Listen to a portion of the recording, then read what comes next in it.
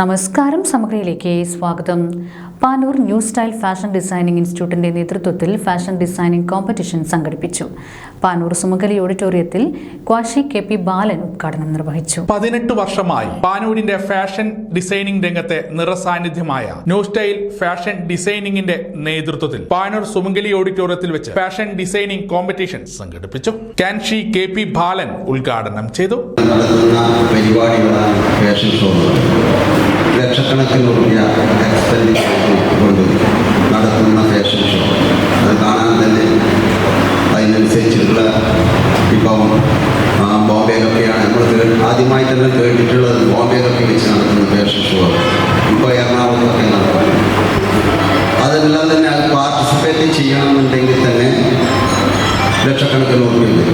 കാരണം ആ light arrangement തന്നെ അങ്ങനെയാണ്. അപ്പോൾ ഇവിടെ ചെറിയ ഒരു പരിപാടിയാണ് ഇവിടെ നടത്തുന്നത്.